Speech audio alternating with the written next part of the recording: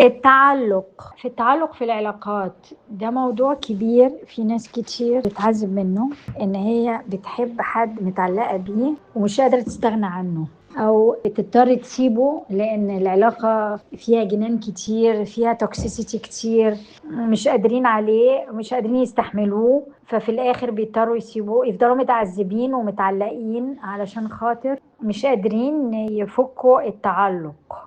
فازاي نقدر نطلع من القصة دي؟ ايه اللي ممكن يساعدنا ويخلصنا من التعلق المرضي اللي احنا حاسينه؟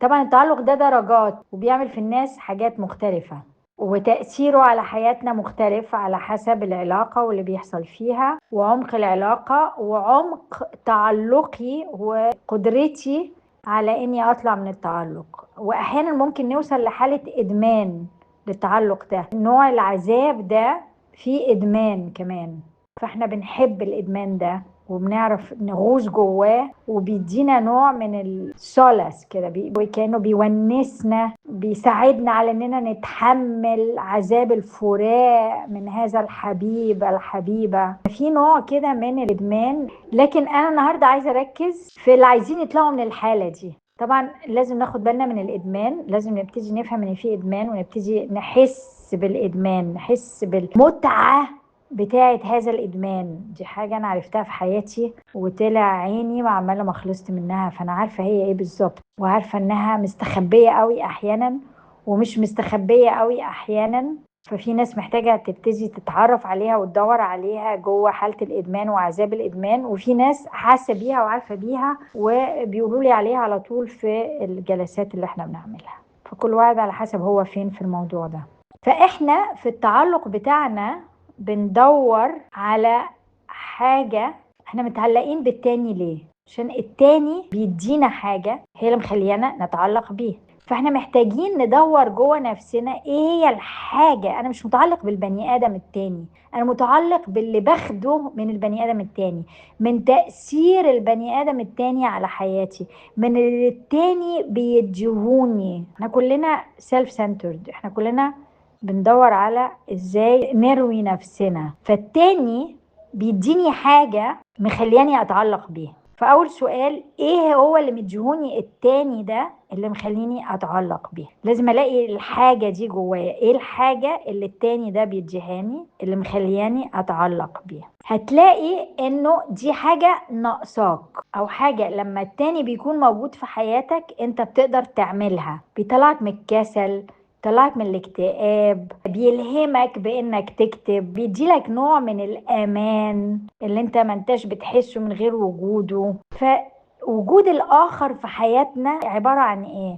هو مراية للحاجات اللي احنا بندور عليها جوانا. فعشان نطلع من التعلق اللي احنا محتاجينه ان احنا نبتدي نقول البني ادم اللي معايا ده انا من غيره ما بحسش بالامان. ده معناها ايه؟ ان انا متعلق بحالة الامان اللي بيحسسهاني وجود هذا الاخر بالذات. عنده قدرة ان هو يديني نوع الامان اللي انا بدور عليه. فانت دلوقتي عن طريق هذا الاخر اللي هو مراية للي جواك اتعرفت على نوع الامان اللي انت بتدور عليه. فحاول تبتدي تركز مع نفسك وسيبك من هذا الاخر اللي انت عندك بيه تعلق واوبسيشن، وركز في حالة الامان اللي انت بتاخدها من هذا البني ادم. تلاقي ان هو ده بالظبط حالة الامان اللي انت ما خدتهاش من اهلك وانت صغير. هي دي بالظبط الحالة اللي خلتك بني ادم متعلق، الحالة اللي ناقصاك. فانت تبتدي تشتغل على ده. فلما انت تبتدي تركز في ده بتبتدي تركز على نفسك. التعلق والاوبسيشن بالتاني بيبتدي يقل. ليه؟ لانك انت ابتديت تركز في نفسك، ابتديت تركز في احتياجك، ابتديت تحاول تلاقي حلول انك انت ازاي تقدر تدي الامان ده لنفسك، او تدور على طرق صحية سوية تديلك هذا الامان. لان الحقيقة ان البني ادم التاني لما طول ما انت متعلق بيه، انت متعلق ان مصدر الامان حاجة براك، مصدر طلوعك من اليأس حاجة براك. فبالتالي امان حقيقي مفيش. ليه؟ لان لو التاني اختفى، لو التاني ما ادانيش، لو التاني لاعب بده وابتدى يعمل لي بلاك ميل، انا بفقد هذا الشيء اللي انا متعلق بيه، اللي انا محتاجه. فده عامل زي ايه؟ زي لما بنكون عيال صغيرين قوي قوي قوي قوي، فماما هي كل حاجة، فلو ماما اختفت او ماما اتضايقت مني، مصدر الحب والامان بيروحوا. فهي دي الحالة اللي احنا عايشين فيها. فاحنا محتاجين نبتدي نفهم الديناميكية دي شغالة ازاي، علشان نعرف نبتدي نركز في نفسنا، عشان نعرف نبتدي نطلع نفسنا، ونبتدي نبقى بني ادمين سويين، فاهمين ان دي حاجة محتاجين ندور عليها ونلاقيها مع نفسنا مع الحياة. ونبتدي بقى كل واحد فينا يبدأ حوار مع نفسه، ازاي اخلق الامان ده في حياتي. هو ده السؤال الحقيقي اللي بيطلعك من التعلق. في موضوع الناس مؤخرا عايشة فيه ومزنوقين فيه. طبعا انتوا عارفين ان هي الحاجات اللي انتوا بتجيبوها لي هي اللي بتلهمني ان انا اكلمكم واقول لكم ايه اللي ممكن نعمله. الموضوع عبارة عن ايه؟ الموضوع انه احنا لما يكون في حاجة في التاني بتضايقنا، اول حاجة احنا عايزين التاني ده يتغير. الحاجة ده التاني ده احنا بنحبه وعايزينه في حياتنا، او مش عارفين نتخلص منه في حياتنا، مثلا ابني، جوزي، امي، ابويا، اختي، الناس اللي هي ايه ما نقدرش كده يعني نمشي ونسيبهم يعني. فاحنا دايما عايزينهم يتغيروا، دي اول حاجة بتحصل لنا. فده حاجة غلط، احنا ما نقدرش نخلي التاني يتغير عشان انا بقى كويس. انا ما اقدرش اطلب من ابويا ان هو يحاول يفهمني وانا عندي 45 سنة، لانه الواضح من الحياة انه هو ما فهمنيش. لما بقالي 45 سنة بحاول، هو ما فهمنيش. فبالتالي لازم اطلع من حالة الانكار اللي انا عايش فيها، اللي بتقولي ان ابويا ما فهمنيش، فبطل احاول اخليه يفهمني. ده معناها ايه؟ ان انا ابطل اتعذب بسبب ان ابويا مش فاهمني. ده عذاب وهمي. ليه؟ لان انا خلقه لنفسي. ليه؟ لان انا ناكر الحقيقة اللي بتقول ان ابويا ما عندوش القدرة ان هو يفهمني، او ما عندوش القدرة ان هو يحس بيا، او ان هو يقبلني او يحترمني. الاحتياج اللي عندك من هذا البني ادم المهم في حياتك اللي انت طالب منه ده.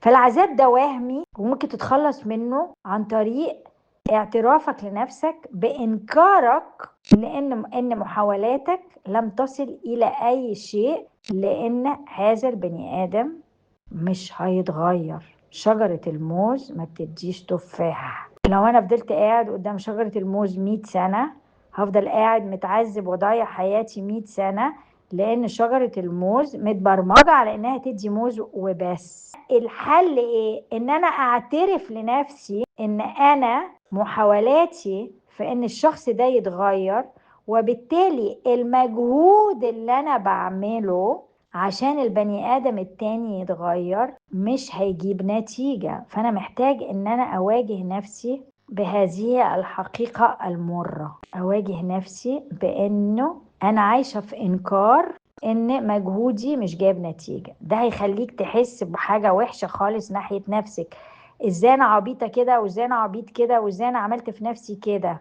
ماشي، عملنا في نفسنا كده عشان احنا عندنا ادمان وضعاف وما عندناش العلم ده وما سمعتوش الكلمتين دول قبل كده، ولا سمعتوهم وطنشتوا عليهم عشان مصرين على العذاب اللي انتوا فيه. حان الميعاد ان احنا نبتدي نطلع من الانكار، فبالتالي نبطل نعمل مجهود فاشل مش هيوصلنا لأي حاجة، لأننا محتاجين نقبل ان شجرة الموز ما بتديش تفاح. بابا، ماما، جوزي اللي عامل كده مش هيتغير. فبالتالي بعد ما الوم نفسي واجلد روحي وازاي عملت في نفسي كده وليه وما اعرفش ايه وبتاع، اللي برضو مش هيجيب نتيجة، ابتدي اسأل نفسي طيب انا بقى حاسس بايه قدام ان البني ادم اللي قدامي ده مش مديني ده.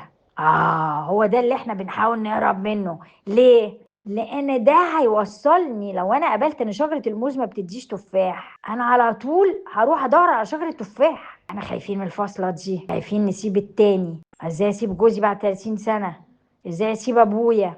ازاي اسيب امي؟ انت مجنونة؟ ازاي يا نور انت بتقولي لي ازاي اسيب ابني؟ انا بقولكش تسيبه حقيقيا، انا بقول تفصل جواك من الوصلة المرضية بتاعت احتياجك أو إنكارك لاحتياجك لحاجة البني آدم اللي قدامك مش هيديها لك.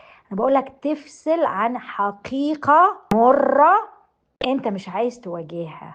جوزي مش هيتغير، مراتي مش هيتغير. في حالات في العلاقات الزوجية لو الراجل اشتغل على نفسه والست اشتغلت على نفسها والاتنين ابتدوا ياخدوا مسؤولية، الحاجات دي بتتغير. فانت تبتدي بانك انت تغير. اللي بيسمعني دلوقتي اذا كانت الزوجة ولا الزوج هما اللي ابتدوا يتغيروا، علشان ده بيفتح الباب للتاني ان هو يتغير. فاول حاجة ان انا اقبل ان البني ادم ده ما ادانيش اللي انا عايزه بالطريقة اللي انا بدور عليها، فبالتالي لازم ابطل ابذل المجهود الفاشل اللي انا بعمله عشان اوصل لده. خدوا بالكم احنا عايشين في الانكار. ليه احنا قابلين الانكار ومش عايزين نشوف؟ لان ده مدينا امل ان انا هوصل للي انا عايزه، ان انا احتياجي هيلبى. الامل الوهمي اللي احنا عايشين فيه هي الحاجة الاساسية اللي مخلينا عايشين في الانكار. انا داخله عميقه قوي. الامل ده هو اللي مخلينا عايشين في الانكار. انا عندي امل ان انا احتياجي يلبى، وانت من حقك في الحياه انك انت تلبي احتياجاتك العاطفيه. كلنا عايزين نتشاف ونتحب ونحترم ونتقدر وناخد امان من هذا الاخر. ده حياتنا، احنا بني ادمين مبنيين على اننا ناخد ده من بعضينا. ولكن اللي احنا مش واخدين بالنا منه ان احنا كلنا مرضى، كلنا عندنا نفس الاحتياج، كلنا بنحور على بعضينا، كلنا عايشين في وهم عاطفي. فانا متعذب وبدور على حاجة بطريقة وهمية مخلياني ما اوصلش للي انا عايزاه، وعندي امل مش دريان بيه وببذل مجهود. هو ده كله اللي انا مسمياه الوهم العاطفي اللي احنا عايشين فيه.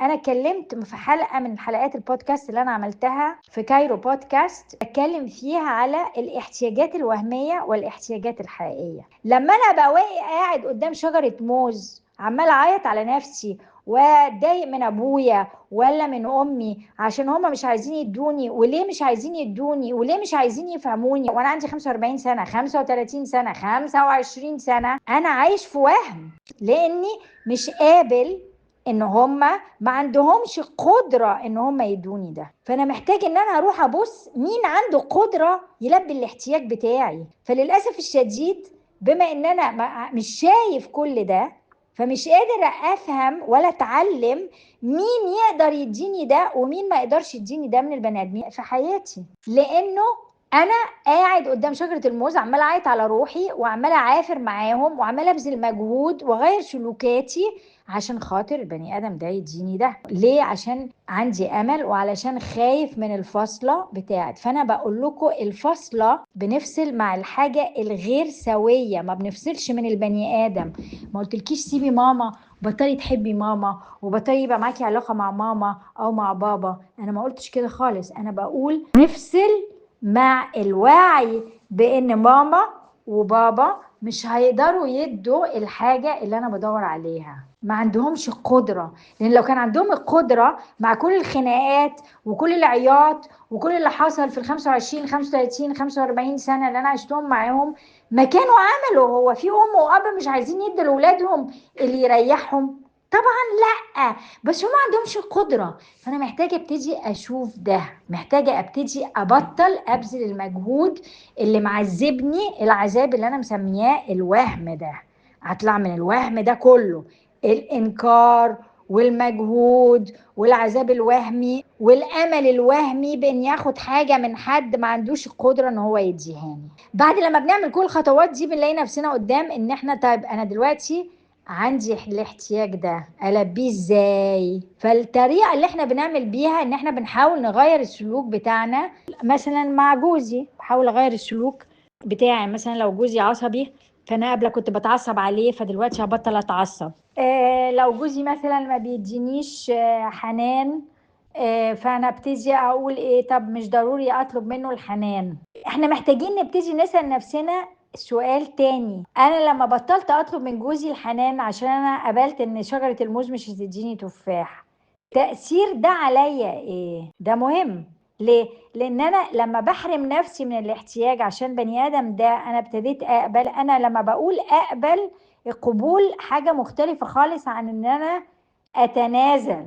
التنازل بيحرق قلبي وبيجيب لي المرض، القبول بيحطني في حالة صفاء. فاحنا بنلخبط التنازل بالقبول. انا لما بقول قبول ان احنا بنعمل البروسيس الكامل، فانا بعلمكم ايه هو البروسيس الكامل. البروسيس الكامل عبارة عن ايه؟ ان انا اسمح لنفسي احس بالوجع، بالغضب، بالخوف، كل الحاجات اللي ليها دعوة بان انا مش هاخد ده من البني ادم ده. لما انت تبتدي تعملي كده تبتدي تهضمي ان البني ادم ده ما عندوش قدرة ان هو يديني. تبتدي كمان تتصالحي مع كل المجهود الفاشل اللي انت عملتيه او عملته مدة السنين الطويلة دي عشان انت بتحاول تاخد من شجرة الموز التفاح. لما كل ده بيتعامل بنوصل لحالة القبول اللي احنا ملخبطينها بالتنازل. التنازل زي ما بقول لكم بيجيب المرض، القبول بيفتح القلب. لما احنا نوصل لحالة القبول علشان احنا حسينا بالوجع والغضب على البني ادم اللي ما ادانيش، والغضب على نفسنا عشان احنا عملنا كده في نفسنا، السلوك بيبتدي يبقى حاجة حقيقية، ما بيبقاش حاجة تنازلية. وفي نفس الوقت السلوك لما بيبقى تنازلي ما بيوصلناش بالاحتياج الحقيقي، بيخلينا عايشين في الحاجة المرضية اللي احنا عايشين فيها، ان احنا زعلانين من الدنيا، زعلانين من ربنا، ليه ربنا بيعمل فيا كده، معلش ما انا كان اسمتي، ما انا ما استاهلش استاهل. كل الحاجات الوهمية دي اللي احنا بنخش فيها بسبب ان احنا بنغير السلوك لكن ما بنوصلش لتلبية الاحتياج. فكل المجهود ده محتاج يتغير.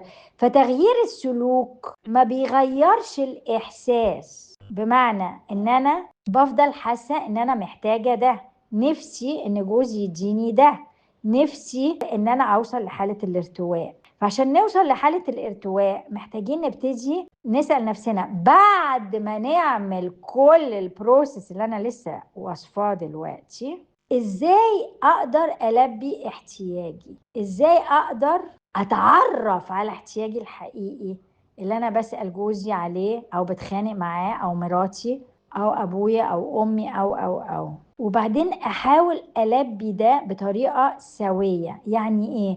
يعني اشوف مثلا عندي واحدة صاحبتي تقدر تديني حنان، لكن انا مصرة ان الحنان ده اخده بس من جوزي. طب ما دي حاجة غلط. لو جوزي ما عندوش القدرة دي وانا ما اقدرش اسيبه، اروح اخد الحنان ده من واحدة صاحبتي. احط الحنان ده في ابني لكن ما احطوش بطريقة مرضية، او ما اعمل تعلق بابني بدل ما اتعلق بجوزي، او ببنتي كأب بدل مراتي. فاللي انا عايزة اقوله لكم كمان ايه؟ ان انا اغير السلوك ما بيساعدش على اننا نغير الاحساس. انا مثلا حاسه نفسي قليله، اقوم ابتدي ايه؟ اخد شهادات. لكن اول لما حد يبص لي بنظره كده نص نص عشان مش معترف بشهادتي، ارجع احس بالقله تاني. انا جوزي مثلا ما بيدينيش حنان او بيتعصب، لما بيتعصب انا بخاف. انا دلوقتي ابتديت ارد عليه، انا برد عليه كويس فانا ما بكشش زي ما كنت، لكن انا ما طلعتش من الخوف. فاهمين انا عايزه اقول لكم ايه؟ تغيير السلوك ما بيغيرش الاحساس. فاحنا محتاجين نبتدي نبص برضو على الاحساس، عشان الاحساس قصة احنا شايلينها من واحنا صغيرين، محتاجة تتحل عاطفيا. محتاجين نتخلص كمان من الاحساس. فالسلوك اوكي، ونغير الاحساس الخطوة اللي بعديها. لما نحس بكل ده ونوصل لكل ده، نقدر نبتدي نتعرف على الطرق الحقيقية اللي نلبي بيها الاحتياج. طبعا هتقولوا لي طب نعمل كل ده ازاي يا جماعة؟ ده محتاج جلسات شخصية في الجراحة العاطفية، وتبتدوا تطبقوا اللي تقدروا عليه مع نفسكم. عندي تلامذة بيتعلموا معايا، تقدروا تاخدوا نمرة تليفونهم وتروحوا تبتدوا تعملوا الشغل ده معاهم.